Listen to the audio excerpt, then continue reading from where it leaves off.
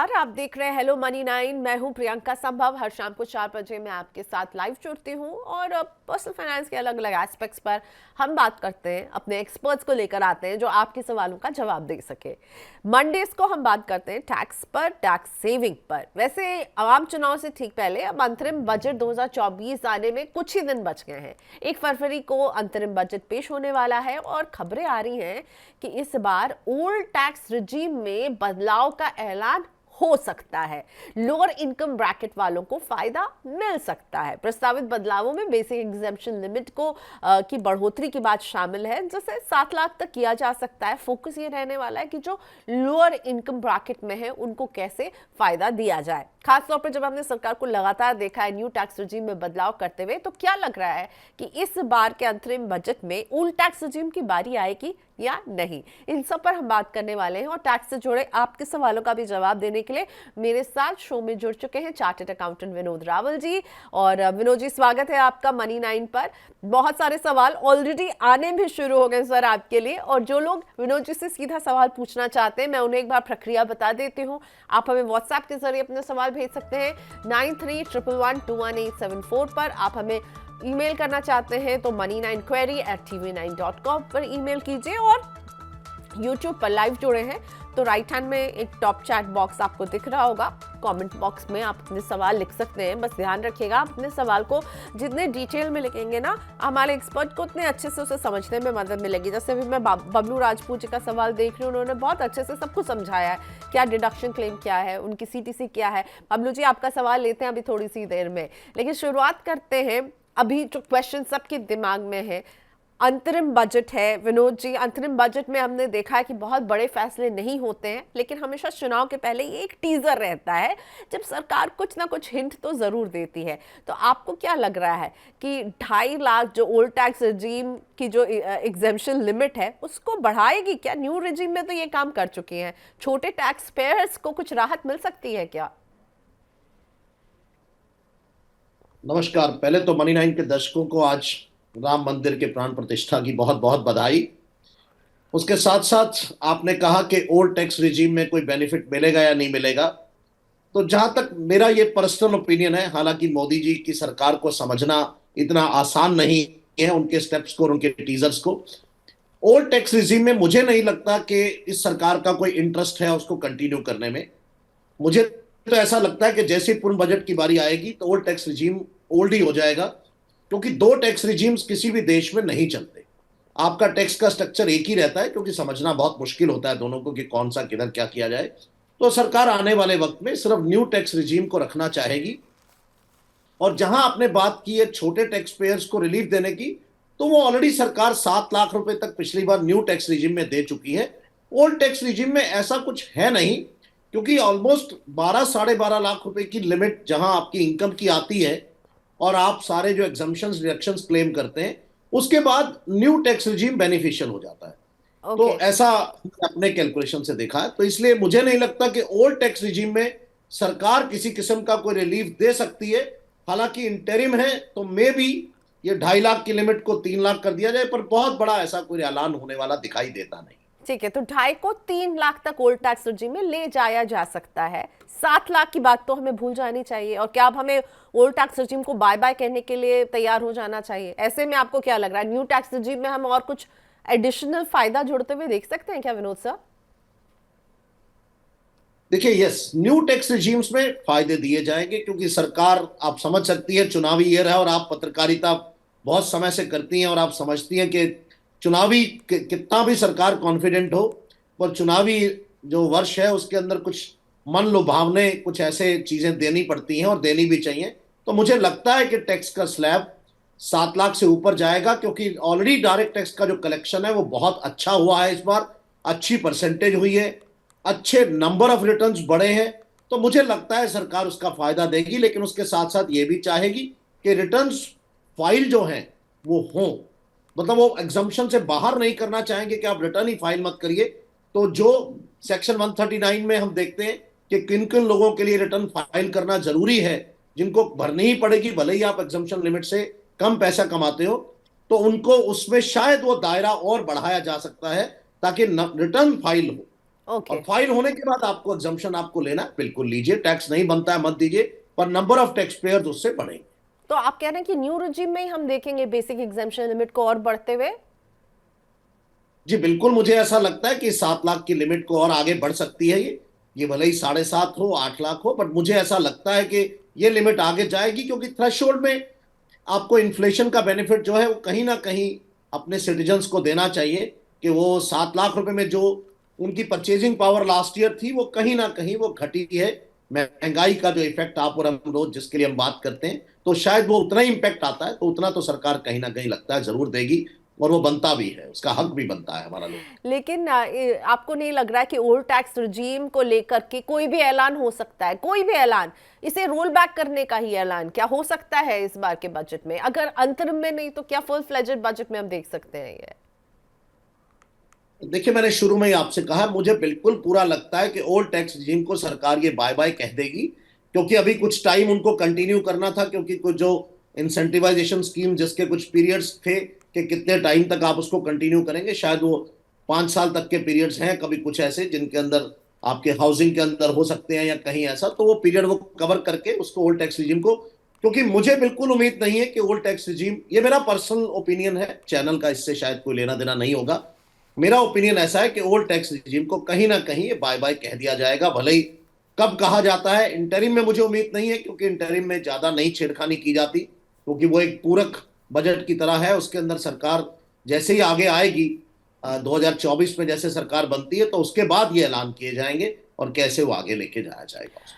Okay, सो फिर यानी कि ओल्ड टैक्स रिजीम को बाय बाय करने का मतलब है कि हम सेक्शन 80C के तहत जो छूट लेते हैं 1.5 लाख की अपना निवेश करके, वो हमसे चला जाएगा। हम जो एनपीएस में बचत करके वहां पर छूट लेते हैं, रिटायरमेंट के लिए जो सेव करते हैं वो चला जाएगा। यानी सरकार कह रही है कि आपको अपने सेविंग और निवेश का खुद ख्याल रखना है, राइट? मतलब सरकार कह रही है आप कीजिए सेविंग निवेश अपने लिए, टैक्स बचाने के लिए नहीं।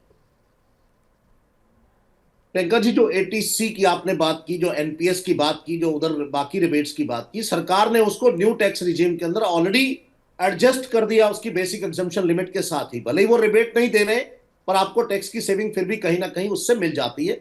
आपको 45,000 का जो आपको 30% से अगर मैं बात करता हूं, तो जो टैक्स का रिबेट आता है, तो जैसे ही आप 12.5 लाख रुपए से ऊपर आपकी इनकम जाती है, तो आपको उसका इंपैक्ट दिखना शुरू हो जाता है कि मेरे को सब कुछ लेने के बाद भी सिर्फ अभी जो डिफरेंस बच रहा है वो हाउसिंग लोन के इंटरेस्ट का है, कि हाउसिंग लोन का जो इंटरेस्ट क्लेम करते हैं वो भी ऑलरेडी सरकार ने उसको 2 लाख पर कैपिंग कर दी है, और उसका भी इंपैक्ट दे करके मुझे लगता है न्यू टैक्स रिजीम में इसको डाल दिया जाएगा। और फिर भी अगर कहीं ओल्ड टैक्स रिजीम को कंटिन्यू किया भी जाता है, तो मुझे लगता है उसको बहुत ज्यादा ल्यूक्रेटिव नहीं बनाया जाएगा। ओके। और जहां आपने बात की कि आप अपने सेविंग्स का ध्यान खुद रखिए, तो बिल्कुल आप रखिए, तभी आप देखिए ना आज शेयर मार्केट म्यूचुअल फंड्स आपके कहाँ किस तरह से बढ़ रहे हैं और क्या रिटर्न्स दे रहे हैं। तो सरकार चाहती है कि आप डिसाइड कीजिए, आप अपने पैसे को संभालना सीखिए और आप अपना सेविंग्स कीजिए, और सरकार उसके अंदर इंसेंटिवाइजेशन करके उसको नहीं करना चाह रही। हालांकि इंसेंटिवाइज उन्होंने इनडायरेक्टली टैक्स एग्जम्पशन लिमिट में ही कर दिया है, तो इसलिए आप वहां से फायदा उसका ले सकते हैं। बिल्कुल राइटली सेड, क्योंकि एग्जाम्पशन लिमिट को इतना ज़्यादा रखा है कि आपको जो 80C और इन सब का जो आप बेनिफिट करते थे, अब तो स्टैंडर्ड डिडक्शन भी आपको न्यू टैक्स रेजिम में मिलता है। लेकिन एक छूट जो सबको बहुत प्यारी है वो है होम लोन के ब्याज पर जो डिडक्शन मिलता है हमें अभी पुरानी स्कीम के तहत 2 लाख रुपए तक का सेक्शन 24। इसको आपको नहीं लगता अगर न्यू टैक्स रिजीम में लेकर आ जाए तो ज्यादा अच्छा होगा? क्योंकि कहीं ना कहीं एक व्यक्ति जो होम लोन की ईएमआई अदा कर रहा है और उसकी ब्याज पे छूट ले रहा है, वो अगर उसे न्यू टैक्स रिजीम में मिलने लगे तो शायद ओल्ड टैक्स रिजीम को सरकार को बाय बाय कहने की जरूरत ही ना पड़े, टैक्स पेयर ही बाय बाय कह दे। देखिए, 2 लाख रुपए की एग्जम्पशन लिमिट है प्रियंका जी, अगर आप ध्यान से देखें तो उसमें कुछ बचा नहीं है अब, क्योंकि हाउस जिस तरह से प्रॉपर्टीज की कीमतें बढ़ गई हैं, 2 लाख रुपए का साल का ब्याज में कौन सी आपको प्रॉपर्टी आती है? आप 8% पे कैलकुलेट करेंगे तो आपकी प्रॉपर्टी आप कोई बाय नहीं कर सकते, इवन आप 1 BHK भी नहीं ले सकते। तो अगर आप उसको देखें तो वो पहले नहीं है, बहुत ज्यादा डी इंसेंटिवाइज किया हुआ है कि आपको मिल ही नहीं रहा है बेनिफिट उसका, तो सरकार चाहती नहीं आप इसको कंटिन्यू करें। और मुझे नहीं ऐसा लगता कि इस लिमिट को अगर ओल्ड टैक्स रिजीम को रखना है सरकार ने, तो बिल्कुल मेरी आपके चैनल से भी ये डिमांड रहेगी, चैनल के थ्रू, कि इसको बढ़ाया जाए। 2 लाख रुपए की बहुत कम लिमिट है जिसके अंदर हाउसिंग लोन का इंटरेस्ट का रिबेट मिलता है, ये कुछ है ही नहीं। ना अगर आप ध्यान से देखें तो ये कुछ भी नहीं है। तो या तो इसको बढ़ा दिया जाए, या फिर वो ओल्ड टैक्स रिजीम में वो रहने का, मेरे ख्याल मुझे लगता है कि एसएससी खुद ही बाय बाय कह रहा है। आप देखिए ना, इस बार भी आप मैक्सिमम जो टैक्स पेयर थे वो न्यू टैक्स रिजीम में गए, बहुत कम ओल्ड में गए। तो ओल्ड को अब एसएससी खुद ही नहीं चाह रहा है कि मुझे चाहिए इसको।